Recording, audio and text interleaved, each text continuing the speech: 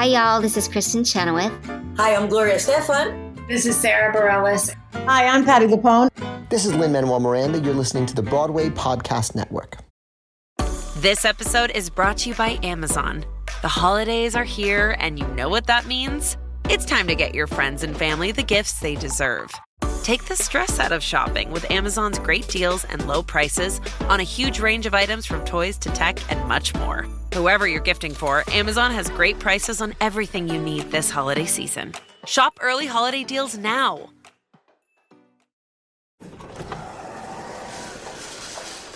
Hi, and welcome to IKEA. How can I help? Oh, my schedule is crazy. I just want some me time. Maybe it's time to embrace the joy of staying in. With comfortable beds, pillow and decor, mood lighting, and so much more, you can turn your bedroom into the place to be. Oh, sounds like a dream. We've got you. Visit us in-store or at ikea-usa.com/sleep to create your dream bedroom today. The stage managers took me around at half hour the first day I was there, and everyone thought that I was like a baby, and this was like my first thing that I'd ever done. You're like, I was on Broadway with John Stamos. No. I'm like wearing my Bye Bye Birdie shirt. No, I'm just kidding. My show jacket. Still fits. It actually does. So,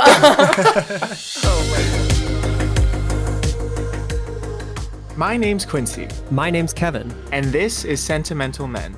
But keep your thumb away from that skip button. We're here to talk. And maybe scream. About our favorite women in musical theater. Good evening, Kevin. Hey, Quincy. I will say, I feel like we normally banter a little bit more offline before starting to record, and we kind of just jumped into this. Yeah, this is fresh. I'm feeling good about it. So, listeners, you are getting the actual raw experience here. The raw catch-up. How was your week? What's new? My week was fine. It's like first week of, I almost said first week of camp, but it kind of like... Well, yeah, do listeners know where you are right now? No, I don't think they do. So I am out in Colorado for my day job because the podcast is my passion. Can I address something? Because the comments have been starting again. Yeah. I know you all would love full video streams of these podcasts, and I also would love full video streams of this podcast. However, to do a full video stream would require us to have to edit the whole video, and neither of us have the bandwidth for that right now. So I just wanted to address it on pod because I feel like we've responded to comments, but the questions keep coming. And I know it sucks. I also would love to have video documentation in like full of this, but right now we can just do the clips on social. Sorry to hijack your update. Oh, no, it's fine. I work at a summer stock theater and I run the apprentice program. So when I say that it is like the first week of camp, I mean that pretty genuinely because it is a lot of kids much younger than me showing up and not knowing where to sleep and not knowing where to get groceries and how do I do this and how do I do that. So it is very first week of camp. Kevin posted on his personal Instagram a photo of him with all his apprentices, and friend of the pod, Jack Toley, commented on it. Quincy, which one do you think he'll start a podcast with next? Because if you forgot, I too was an intern for Kevin Bianchi at one point. Yeah. And honestly, like, it was a new insecurity unlocked. I'm sorry. You know I would never do that, right? Crazy. Anyways, so that's where I am. And Quincy, you are in New York. I am in New York. But you Yeah, tell us. I just got a new day job, guys. Woo! Going back to Broadway. I got a new gig. Just like Lindsay Pierce. I too am going back to Broadway. So I'll be doing social media at a Broadway ad agency, and I'm very, very excited and sad. It was bittersweet. I just turned in my 2 weeks today at my current day job, and it's sad because I love the people I work with, but I think this is ultimately the right move for me. I'm really proud of you, Quincy. Congratulations. Thank you so much, Kevin. That means so much. That was your real moment for the week. All right. So today's exciting. Today's kind of spicy. So the hashtag we've been using is Summer with Sent Men. We decided to take that literally and do more episodes with other sentimental men. Yes. So our goal for Summer with Sent Men is to have the second episode of every month be with a man from the Wicked verse. For our first sentimental man of the summer, we have Danny Quadrino. Oh! Woo! Ooh, first sentimental man. Who also I feel like, not confirmed, but I do feel like is a listener. If he's not a listener, he's an engager. He's an enthusiast, a Scentmen pod enthusiast. He seemed like a pretty natural choice, like when we first came up with the notion that maybe we would do a fellow scent man on the pod. And we'll let him talk about it, but he is a wicked stan. Well, should we run through his resume? Yeah. Great idea, Kevin. Thank Good you. transition. I was just looking at the outline. Oh, sure. So he made his Broadway debut in 2009 in Bye Bye Birdie, where he was in the ensemble understudied Hugo. Then came back to Broadway in 2013 in Newsies, Get Your Papes, where he was Albert Bill and he understudied Davy and Crutchy. 2014, big highlight of the resume for me, Peter Pan Live, which really broke the glass ceiling on this latest round of TV musicals. Peter Pan, I mean, all of the live musicals are just a very commendable, what's the word? A commendable effort. Yeah. I appreciate them. Oh, I eat them up. After the success of Peter Pan Live, Danny came back to Broadway in 2015 in Wicked, where he was in the ensemble for a long time. I think there was a chunk where he maybe went in full-time as Bach. And then in 2018, he went out on the first national tour of Charlie and the Chocolate Factory as Mike TV. And he was also in Fly at La Jolla Playhouse right when the pandemic happened. Circling back to our Lempica, La Jolla. La Jolla's doing some good stuff. But yeah, I believe that was Broadway bound, so hopefully the pandemic hasn't derailed that. So yes, Mr. Quadrino has been around the block, and we are so excited to have him on. Should we do his choices, options, and bootlegs? Oh my? Yes, and I know that you want to take this one. So Danny recently released, he is a stage star, but he also dabbles as a solo recording artist. And he recently released a single called Feel Your Love. Yes. Which is, you know me, I love pop music. I do know that about you. It is a pop bop. I also think it's very timely for Pride. You can add it to all your Pride playlists. 100%. I was listening to it, and I believe he's using the grinder notification noise in areas of the song. Oh, like as a sample? Like there's moments where he's singing about like not wanting to be alone tonight, and I swear you hear the grinder go off in the background, which I'm like, that's clever. Oh, that's cool. But yeah, a really, really great song. Yeah, it's catchy as hell. And I'm not as big into pop music as you are. Unfortunately. But when I do get into pop music, it is like gay pop music and like horny gay pop music at that. Actually, yeah, because you love Troye Sivan. I do. But I've also been getting into gay male pop singers. Yeah. So this song came about at the perfect time for me. I know, I added it to a bunch of playlists. I'm ready for summer 2K21. Kevin's going to be bopping to Feel Your Love in the mountains. Just me on the top of a mountain with a pride flag. Yeah, so go give it a listen if you haven't. It's a catchy little tune. Yeah. Kevin, we both saw In the Heights this week. We did. Oh my God, I want to watch it again already. I was going to say, I feel like I saw a couple tweets from you about how much you loved it, but what were your thoughts? Well, I did definitely love it. First and foremost, it gave me like a big reassuring hug trusting John M. Chu with the Wicked movie, because I thought it was just, I think it was the best movie musical since Chicago. Whoa, that is a hot take. Hairspray? Mm-hmm. Better. Than Hairspray? Mm-hmm. Dreamgirls is the closest second that it could be. Whoa. Well, okay, so here's my thing. I think In the Heights was really, really good, and it was really, really well done. I think it was a very well done musical movie. I think I forgot how plot light In the Heights is as like just a property, like story, I guess. I think the issue I walked away with was with In the Heights as just like a musical and not the movie. Because I think the movie was really well done. And the moment where I was like, oh, I think Wicked's going to be great if John M. Chu stays director, because we all know how is the Grandma song. Yes. The way that was shot and staged. So cool. Because In the Heights is like a very realistic musical, so it's like... Yeah, but this is exactly what I was going to say before, is like what made In the Heights so great is that it is based in reality so much, but then it gives itself those moments of theatricality, like with the graffiti drawings were like coming up as they were Did you like moving. that? Because I had a friend who hated it. I liked it. I liked it. Because I think it was, by that point, for me at least, I was like getting that like, okay, there's going to be like one little whimsy in each song, because like you had the wig heads in the salon, which were my favorite part of the movie. Oh, speaking of favorite parts of the movie, Daphne Rubin Vega. Oh my God. I was like, girl, like, I'm not even being ironic or joking when I say that she was my favorite part of the movie. Did you see that tweet that was like, this is her revenge for not being in the Rent movie? But honestly, if that's what was fueling that performance, thank God, because she was on fire every single frame. She looked incredible. She sounded incredible. She was giving choices. I was just like... She looks gorgeous. I guess my last touch point with Daphne Rubin Vega was when she did Miss You Like Hell at the Public. But she had kind of dropped off the radar for me. And then when I saw the movie, I was like, oh my God, that's right. And then she was fantastic. Fantastic. I mean, there's no way it's not going to be like a big Oscar-y movie. Oh, you think? I think. And especially like, think of the like press narrative of like West Side Story and In the Heights against each other in all these categories.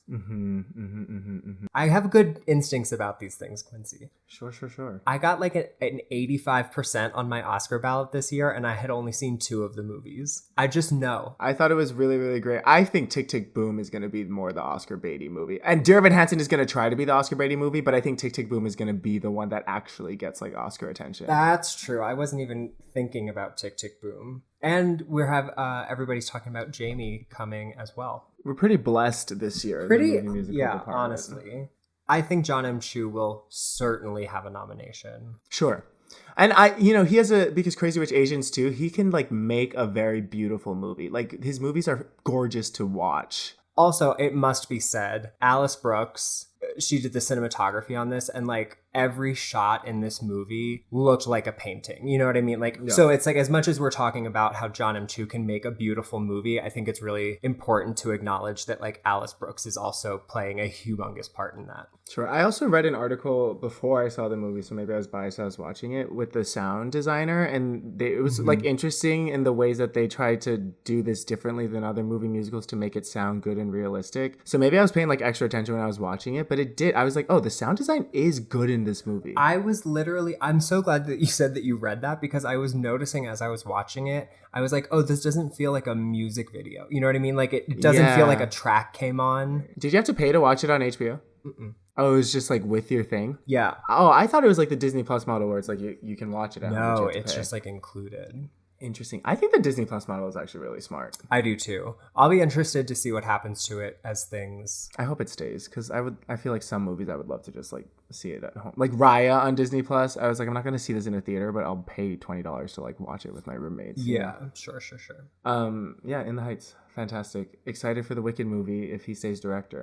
He better. I still just like have such a hard time picturing. I know. It's movie. like, please can we have the Wicked movie?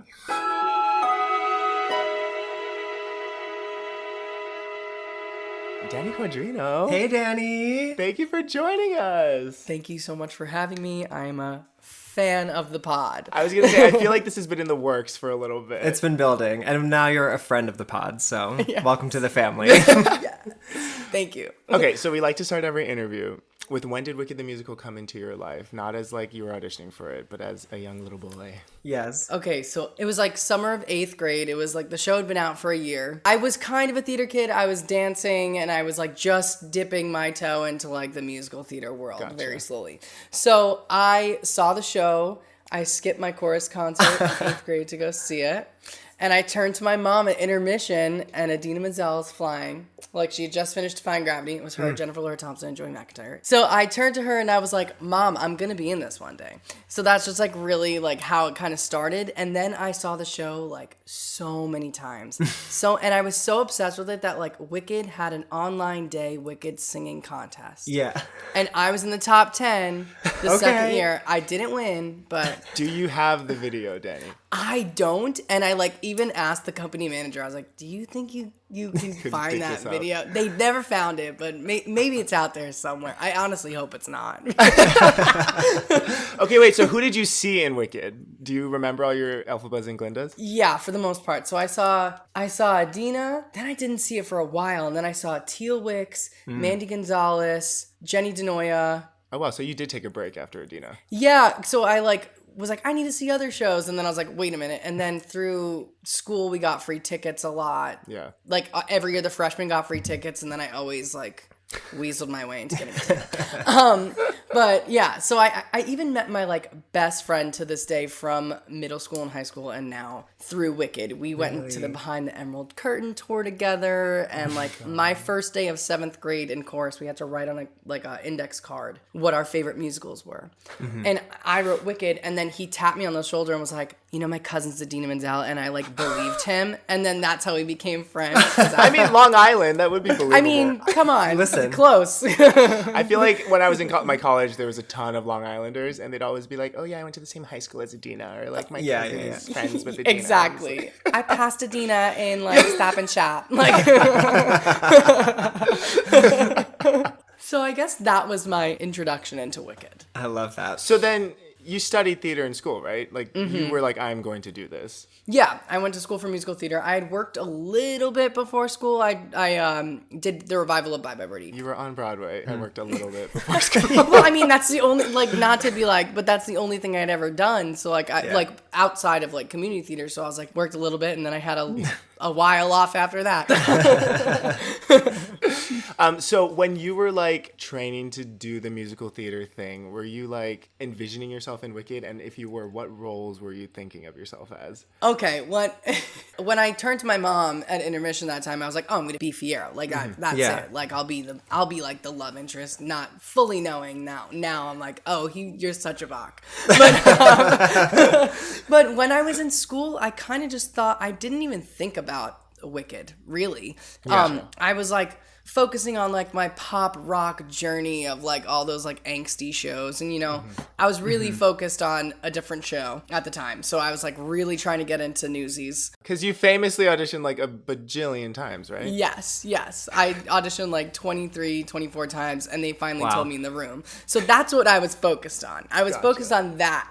But I mean, we were my entire like class of friends, like Jimmy Larkin and his roommate Tatiana Lofton, and they had a Wicked party every year at school, and like went so far as like had a step and repeat with like a Wicked, like with like Wicked all over it, and then like, it was so funny. And then they also had a Wicked shower curtain, and I gifted like a grimoire that was signed by Sean McCourt and Megan Sikora, and I was like, so like it was just a thing. It was a thing. That's amazing. Wait, I love that. Let's get them in here.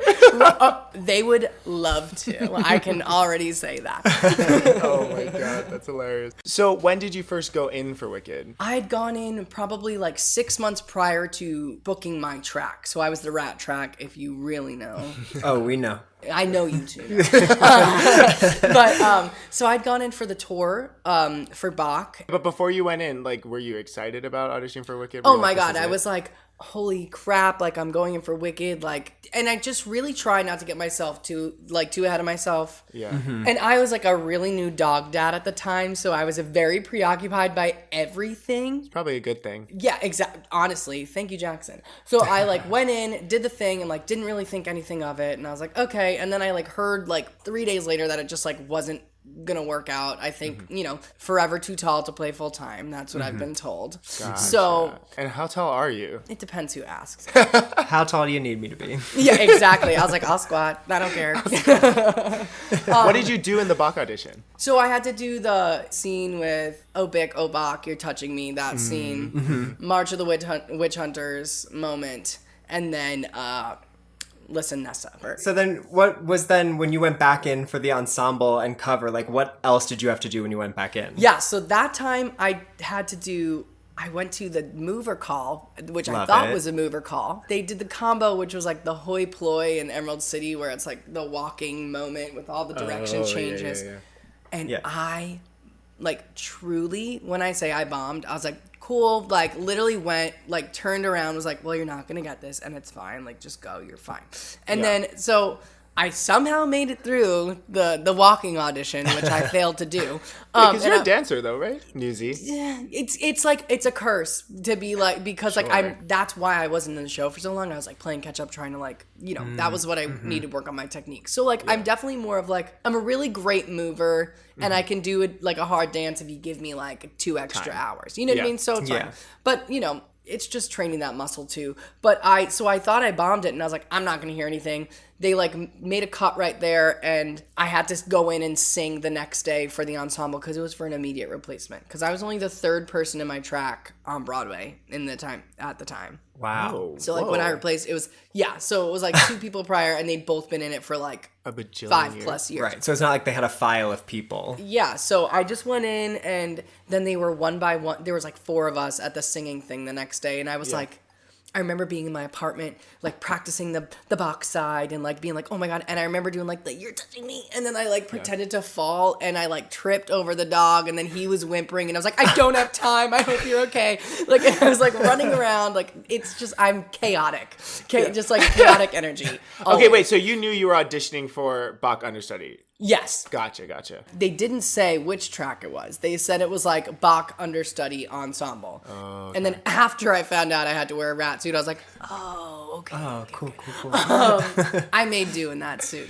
But anyway, I went and I sang, and they didn't have me do the Bach stuff at all, because Lisa was like, oh, you just did it, like whatever, like it's great, like, but they had everybody just singing a B flat one by one, wicked like so they just had us one by one doing it, vocalizing, because that's what that track was. It was like tenor one solo, all the moments that I was so pumped about that once I found out. After I got over the initial shock of being like, oh my God, no one's going to recognize who I am in this show. Because I'm, you know, just because I'm in Wicked, but like. I'm in Wicked in a rat suit, but whatever. 8th grade me is dead. So basically, I got a call. Yeah, truly. So I did the thing, and I think I was the only one who did the note without cracking. So I was like, I felt okay about it after. I was like, I booked. No, I was like, work, but I don't know. I just really couldn't think about it, because I was like, I don't know if this is only the first session of boys that they're seeing. Maybe they're seeing more people later in the afternoon, this, that, and the other thing. And it was such imagine being in an audition room and watching the other 3 people crack. I mean, it was through the wall. So like that would be so bad. That would have brought me back to college, being like, we're all gonna do our callbacks in front of each other. Wait, and I'm like, yes, okay. I thought I was the only person with like a weird theater teacher that made them do their callbacks in front of each other. I did it in college. It is traumatizing. Very. When we were doing Spring Awakening, every Moritz had to go together. Like every Melchior, I was like, this is awful. This is terrible. It's awful when you're bad, but it's amazing when you're like the one. Well, I felt fears because I was like, I've been practicing for Spring Awakening forever, so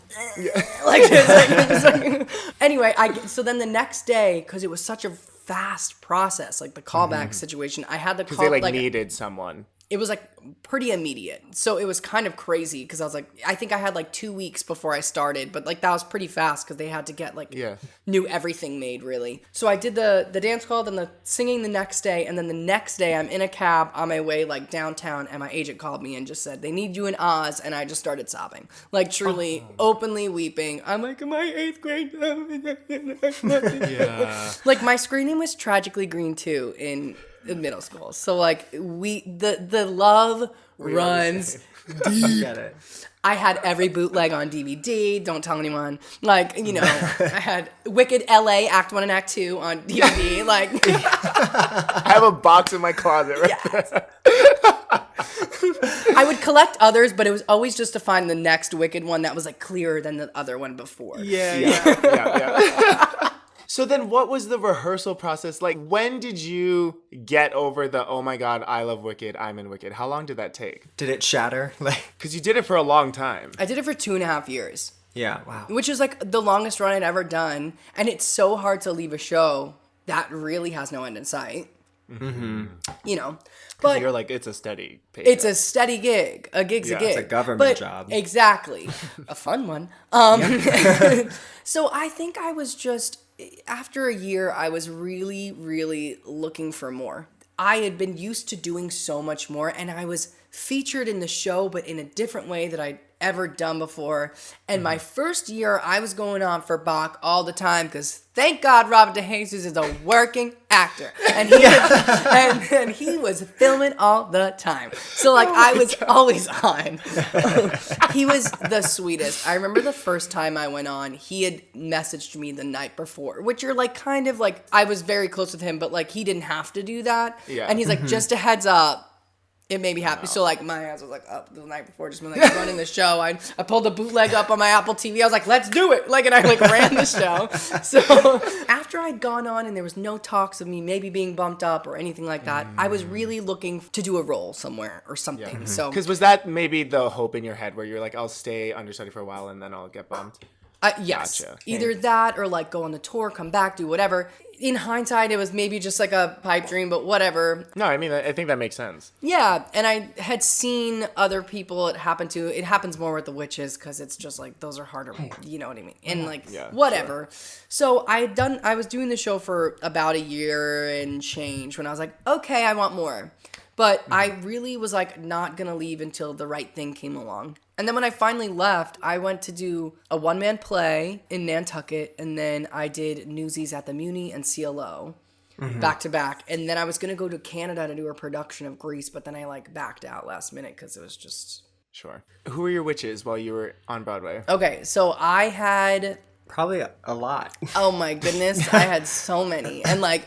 The first one was, so Caroline Bowman was in the show. She was out on leave, so it was Christine. While I was, like my last week of rehearsals, I was watching her do the show, and I was like, fucking fierce. Great. Yeah. Yes. You're just I was like, holy crap. Oh my God. Like, I was getting paid to do this. And then like, I remember like sitting on the couch next to her, like, and now we're like friends, so it's funny. But like, I was like, oh my God, like, you're so fierce. And like, I didn't really say anything other than that because I was still so new. I was literally afraid of everyone and anything. Wait, yeah, what was it like to like be backstage at the Gershwin as like a Wicked fan, and now you're like, this is my job. Thankfully, I knew Kara, so she was Glinda at the time, and yes. I knew Lily Cooper, who was a standby at the time, and I knew Robin. So like, I knew a lot of people, and so it was like kind of like they took me under their wing like right away. And so like once they saw that I knew them, they're like, oh, this, you know, this person. Yeah. And I kind of like shook things up a little bit too, because I like kind of abruptly came in. To this day, my friend Casey Quinn, who is the Boa track, and she wore blue eyeshadow. And I remember being like, now we're very close, but I was like, I was terrified of you, and I'm pretty sure it was the blue eyeshadow, because she was like, you might not want to go in there. There's people changing. And like, she's just so dry. But the blue eyeshadow gave me like a middle school bully vibe. And I was like, oh my God, I'm done. I'm dead. I'm never going to talk to anybody. You know?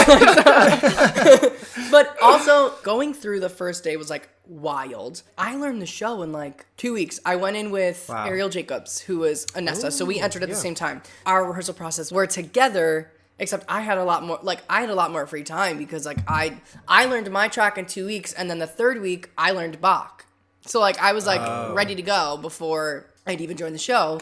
I remember the last time I saw the show before I joined, I'd had my put-in, which was so weird. I had my put-in actually the week before I went in, which never happened before.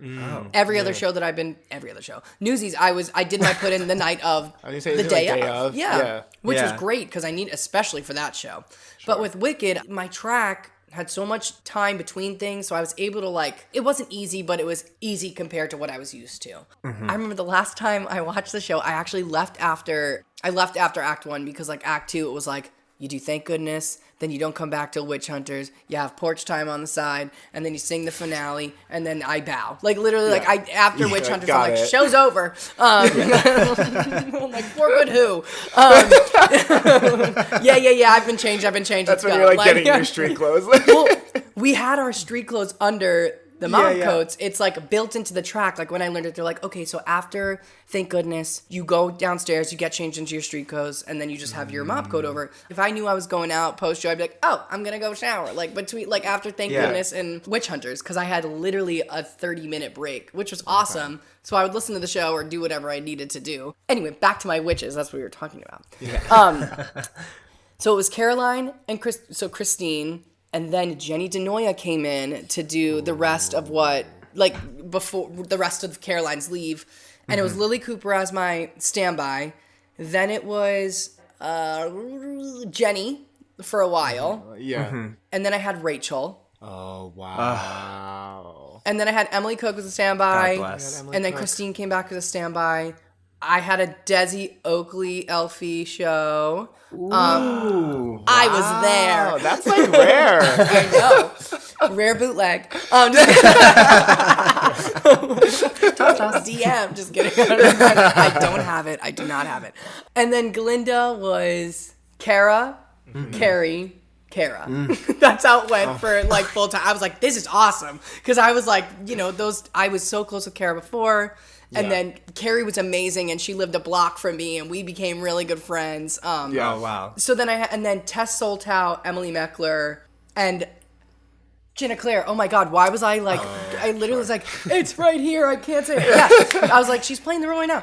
Obviously, Jenna Claire. I did her put-in as Glinda as well. I did like every standby that came in, like their put-ins, like usually as Bach, which was super cool. Okay, wait, so you found out that Kara was going on tour when you guys were in Newsies together, right? Yes, and I'd be like, she'd do something stupid under the track and be like, gotta go on your popular girl, like you gotta do it, you gotta do it. I was gonna say, were you like coaching her? Were you like, listen, I'm an aficionado? When she told me, and I was like, oh my God, I like geeked out, and then she was like, I don't really know Wicked, like I don't know it that well. I was like, well, get to know it. I was like gave her things to watch. No, Giving no, her I didn't. homework. Yeah, Like, here's the Glindas to watch. Yeah, no, I was like, these are the standouts. No, Kara, and I'm gonna geek out a little bit, but Kara was like, Please. It was so amazing to watch someone that I respect so much play a role that is so hard. And oftentimes, I feel like the Glindas don't get as much credit as the Elfies because. So it was really amazing to watch her navigate the show and do everything. And like she made it a point to make me feel welcomed into the company. And like anybody who did the show with her in any aspect, tour or Broadway, she knows how to rally a company. It's like, it's a really, really, really, really special skill. Also, her Glinda, I think, is so... Especially good. because she was like a later replacement, and she really like carved her own lane as Glinda, which I don't think is easy to do, especially for Glinda. Yes. Because it's like not paint by numbers, but there's a lot of things that like they're very specific about. And it's really rare when you see someone do something where you're like, I'm hitting all the things that they have me do, but in my own way, and it's still getting across that it's original. One time, it was a 10-show week. And I was like, okay, can you like whip in Nene in the Bubble? Can you just do it, please? Like during the opening. And she's like, so it's like the wicked workings of you know who. And she did it, and I was on the tower. I was like, oh my God, she did it. But like, she did it in her Glinda way. So yeah, like in character. Oh my God, I love shit like that. Me too, because it's like. Some people would probably be like, oh, that's unprofessional. But it's not, because it's playing. Like, that's what we're hired to do. Yeah. If it's in character. Exactly. I mean, it's so fine. My rat was always causing trouble behind that luggage cart. I was just like whipping my hair, just be like cleaning the luggage, Yeah. Like, I was there for 2 years. Yeah, I was like, I did everything I could with it. Yeah. The first time I went on as Bach, Betsy Warble, who was in the show, she was one of the Fanny or Shen Shen, I don't know, I forget which is which one. Yeah. But she was a Morrible cover. So I remember being like, you go to like try and help Glinda off the luggage cart, and she just looked at me and said, "Where's your mother?" Because I looked like I was like 3 years old, I guess, because they like put like rosy cheeks on me, like it was just like I had boy beat on, it was a thing. Wait, so that's interesting. When you were performing in the show, was there anything that you were like, oh, this is surprising, and I didn't. Like, I thought I knew the show because I was such a fan and I was such a bootleg queen, but now that I'm in it, I am learning something new.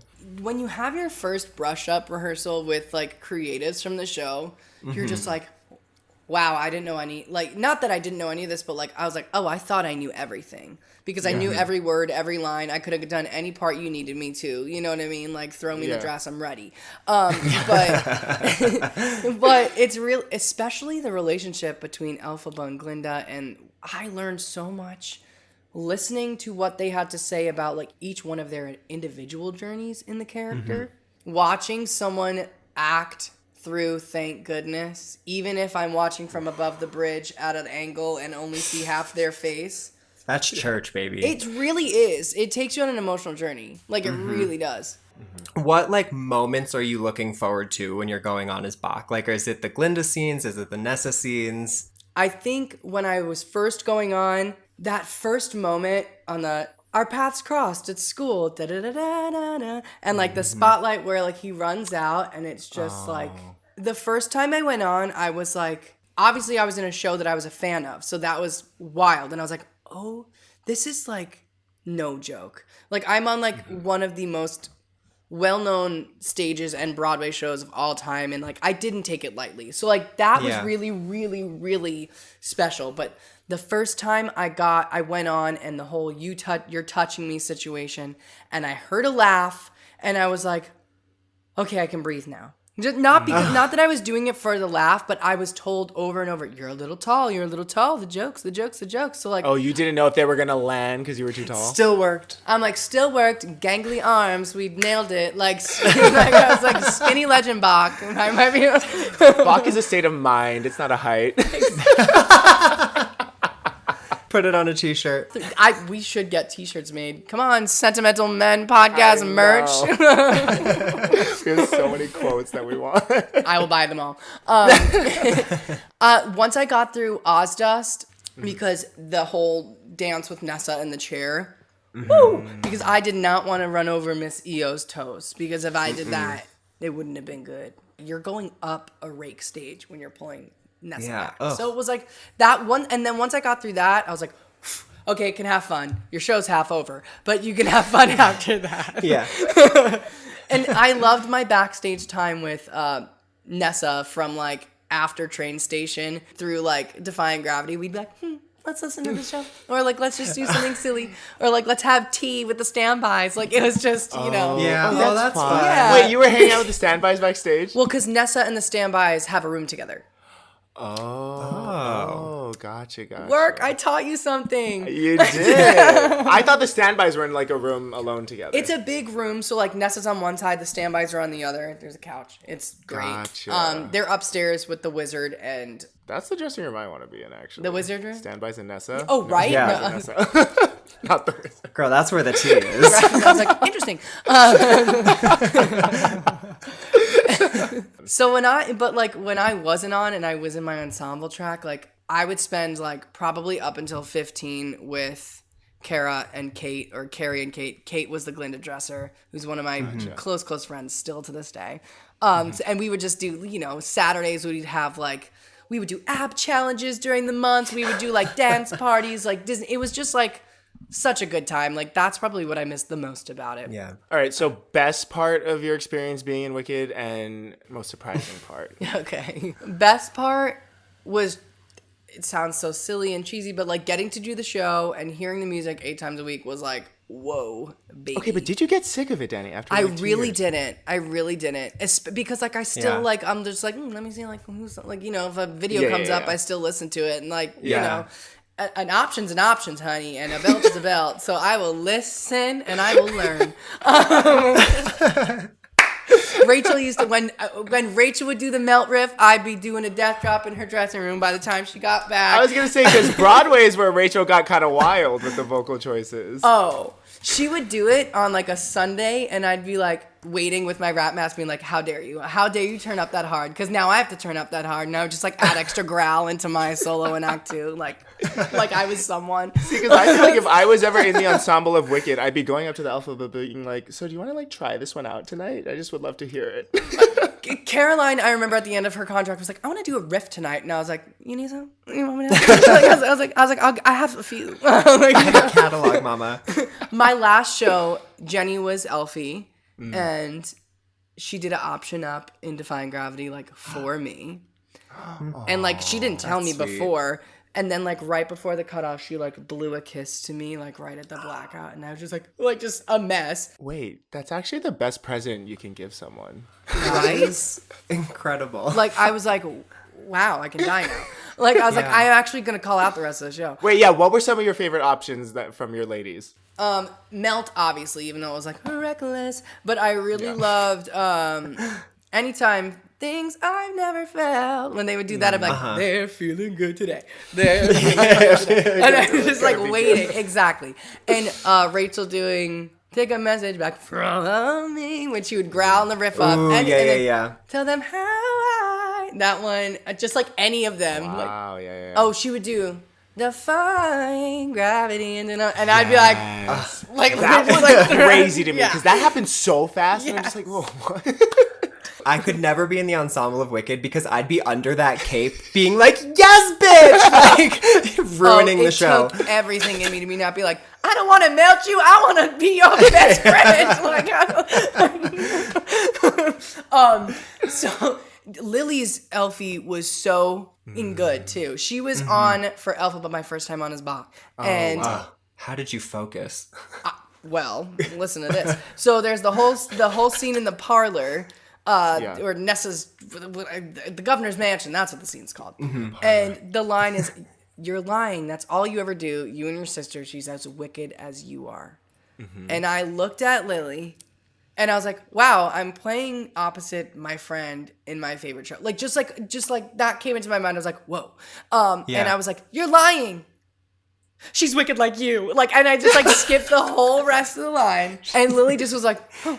And I was like, and then we just kept going. And then after the show, I was like, I'm so sorry. Oh my God. I need Lily to do it full time. I don't know that now she's a Tony nominee, but like, Tony I would nom, love baby. to see her full time. Me too. I mean, like, she went on a bunch. And she did it in Australia. She did it on the tour. Like, she did it a bunch. She was doing it for an era in her life. Yeah.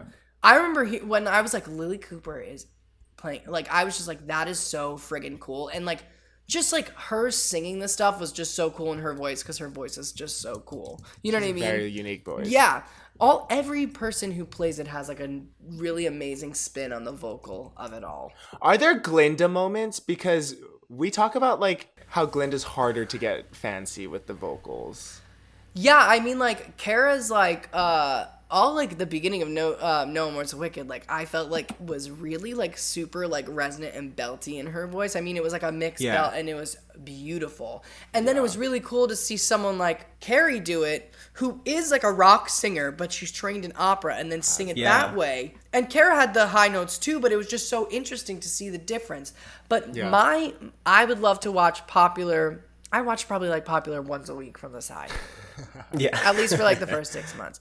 You know, there'd be moments I'd be like, you should do this. Like, I was like, can you bowl for sports today? I think that'd be funny. You know, like just do something silly. Or like, she'd be like, what should I do? I love you giving like direction from the wings. Just like, we would be playing around and she's like, what should I do? Like, what sport? I was like, bowling? I don't know. Like, we would just be talking and it would just be silly things like that. But like, and you know, just seeing how it's not vocal moments for Glinda for me. It's acting moments and the laughs and how she just like, by the end of the show, it's just like the audience is in their hand. Well, and I also feel like Popular is kind of when you start to take Glinda seriously in the show as like a part, because like Elphaba wins you over really quickly with The Wizard and I, but it takes Glinda a little bit to have a moment. Do you agree, Kevin? No. I don't. Because like to me, it's like in the way that The Wizard and I is like recognizably impressive. To me, like, that is No One Mourns the Wicked. Like, that is, like, that's interesting. Technically difficult song to sing. When a woman nails that, it's that same moment. I'm like, okay, she's feeling good tonight. Like, she is, in her voice, she is ready to go on this journey. Maybe I just need Popular to win me over then. I honestly think as soon as she says, it's good to see me, isn't it? She's got him. You know what I mean? Like, that's, like, really, like... That's a valid point. Because she invites them in. She really does. She like addresses the audience like directly in a way. One time the bubble was stalling, like it was like stuck up there, and I forget who was saying, "Look, it's Glinda" that day, but he was like, "I think she's coming. I think she. There. Yep, she's Glinda." Like it was just like the craziest thing, and then the bubble didn't go out at the end. And I was just like, well, Glinda's on center, and that's where I usually am. So like we had to like form like a tableau around her, and I was like, and I was the first one to move, so I was like, all right, I'm gonna be like low and be like next to her. Come on, line leader. I was like, and then one time the fog was happening, like was not going away during No One Mourns the Wicked, and it was just like all over the stage, and Kara was like trying to get it like, and it just like Glinda gets away with anything. Yeah, exactly. Like Glinda can do anything. Get away with it because you're just that's true. the thing. Okay, so Yeah, this is the big question, I think. leading to this question. Yeah.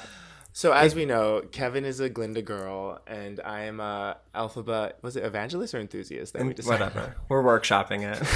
I am an Elphaba enthusiast. Where do you align, Danny? And then follow-up question after you answer that one. Yeah, like they're both sick. You got to put one of the dresses on and go. Where are you headed? Oh God.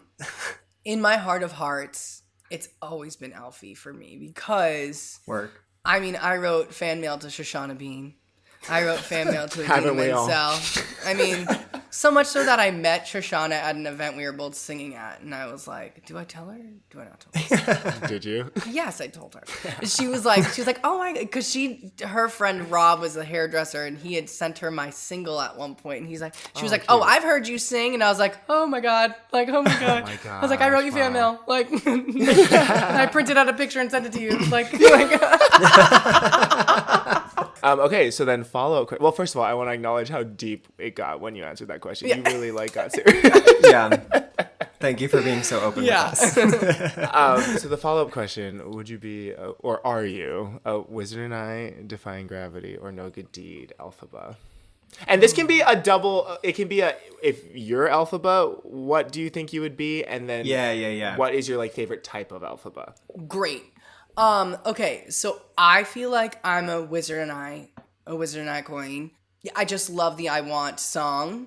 That and just the wide-eyed and like really getting to know who Elphaba truly is. And I feel like that's one of the only times that we get to see her innocent. I was always in the wings waiting for What Is This Feeling? I loved watching someone's first Wizard and I. There was just something so emotional about it. Hannah Shankman was also one of my Elfies. She was one of the understudies, and I saw her. yeah. Yes.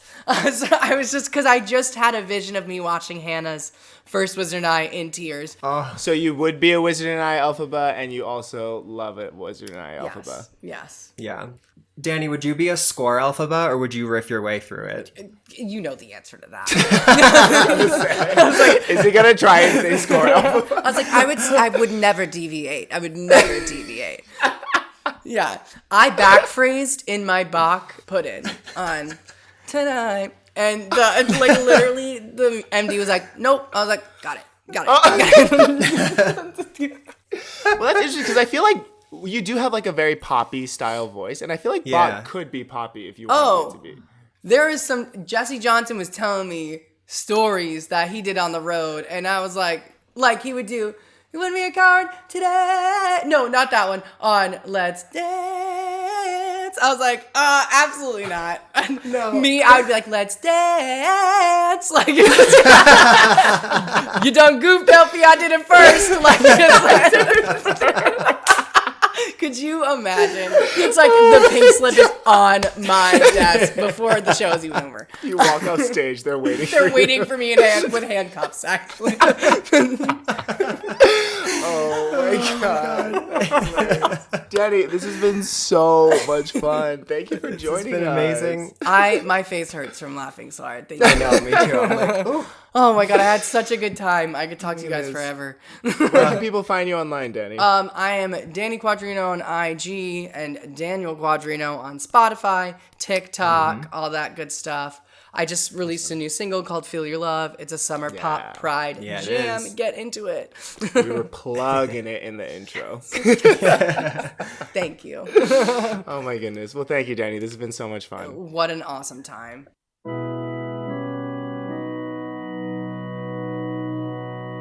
That was fun, Quincy. I loved having another sentimental man on the pod. It was super cute. It was like different vibes, I feel like, but really fun. And I feel like you guys need that vibe change every once in a while. It felt like Sentimental Men Untucked. Yes, Kevin. You know what I mean? Like it was a little less like deconstructing the show and a little more just like, we all love this, let's kiki. But as they say, you're not getting the full story if you're not watching Untucked.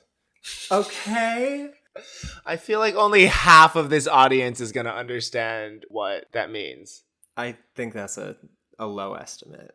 Danny, thank you so much for coming on. That was so fun. Should we talk about the thing that happened on Twitter earlier this week? I need more than that.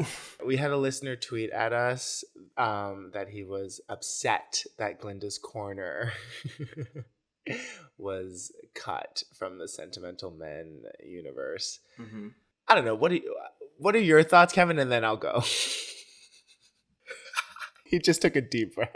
I do understand why we are no longer doing this segment. I was a part of the decision. It was not just like Quincy ripping it away. I'm not a tyrant, you guys. Also, I don't want to undercut the like hard work that Kevin did for that segment. I don't know. To me, like the Stuck on SJB and even the choices, options, and bootlegs are like pretty easy segments to just be like, okay, I'm on duty for this. And Glinda could have been that too, where it could have just been a random moment, but you like took the time to like make this arc for the listeners and correlate it to whatever section we were talking about. I was very impressed with it. I liked Glinda Corner. Thank you so much, Quincy. That means a lot to me. I think I can still bring the things you liked about Glinda's Corner, that more analytical side, to the other segments. So that said, Quincy, I do have one last semi-Glinda's Corner, semi-Stuck on SJB.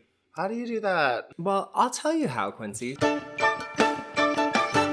So, picture this. I can't sleep a few nights ago. I know that I have to do the Stuck on SJB, and I'm like, okay. This is what keeps Kevin up at night, listeners.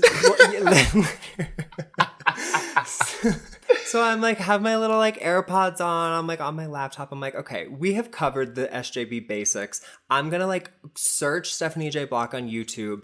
I'm going to scroll and scroll and scroll and scroll and scroll until I find a random video, and I'm going to talk about that. And at the same time, there's this conversation happening on all of our social medias where people are like, what about Glinda's Corner? So what do I see on page whatever of the search results is Stephanie J. Block and Julia Murney, two friends of the pod, singing together For Good. And at the beginning, they toss a coin to see who has to sing Glinda, and who does it land on? Miss Stephanie J. Block. I have that concert on bootleg. Like I traded for that bootleg of the entire concert, and I have it on DVD. Get out.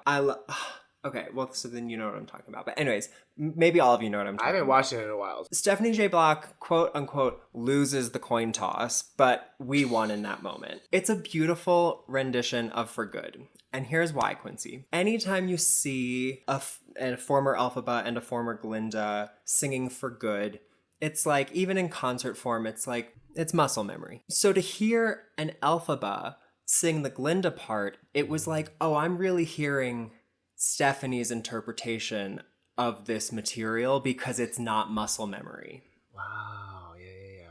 She like gets the sentiment. She does like, you know, this like 80% singing, 20% talking on the first verse. Glinda's usually so light in that moment. Yeah. And Stephanie J is just, it's like a nice grounded take on the first verse. So yummy. But then what I really love, Quincy, is after the key change, when Stephanie J then takes that lower harmony, it sits. I don't know if she would consider this her sweet spot, but like to my ears, it's golden because it's in like that the lowest part of her chest voice, and it is like it's like just sitting. It's so good, Quincy. Wait, I have to rewatch it now. When they get to the part at the end where she's gonna have to go like change for the better, she like kind of makes makes a joke like, oh, like it's so low, but she has the notes. Amazing. Wait, now I really want to watch it. You got me excited. That was a very great description of it. Thank you. I had never seen the video before, and I was really very charmed by it. So I was happy that it worked out to be this week's Stuck on SJB in Glinda's Corner. Another episode in the books. Happy Pride, guys. Happy Pride. Hashtag Gelfie. This is coming out around Pride, right? Yeah, it'll be like New York City Pride. Yeah. Oh, Pride. I'm so sad. They don't have Pride here. Can you fucking believe? They have to have a gay bar somewhere in Colorado. Go to Denver. What am I going to do? Take the bus to Denver? I don't even know where I'm going to sit on a bus for 6 hours to have one vodka Red Bull and come home? If you're desperate for a pride. Happy Pride. I hope you are celebrating however you see fit. For some of us, that's going to the club. For some of us, that's looking up SJB videos. And you know what? I think that's a 50-50 split for our listeners, too. God, we are funny this outro. Bye, guys. We'll see you in 2 weeks. See you in 2 weeks, mama. Oh, wait. I want to start trying to do this. Guys, can you please just leave us a review on Apple iTunes and tell a friend about this pod? Yeah, no, but actually, sometimes if I'm having a bad day, I read the iTunes reviews for the podcast. That's crazy. So please leave us more. Yeah, but it just helps with the Apple Podcast algorithm and helps more people find us. So we'd appreciate it if you could rate and leave a review. Bye. Bye. You've been listening to Sentimental Men. This episode was produced, edited, and hosted by Quincy Brown and Kevin Bianchi. Thanks to Julie DiMarzo for our thrilifying artwork. And thanks to you for tuning in. You can reach us at sentimentalmenpod@gmail.com. Or on Instagram, Twitter, and TikTok at SentMenPod. That's SentMenPod. Till next time, I'm Quincy. And I'm Kevin.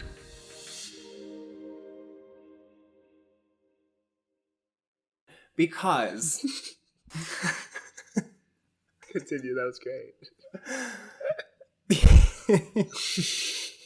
God, it just comes sometimes. Okay.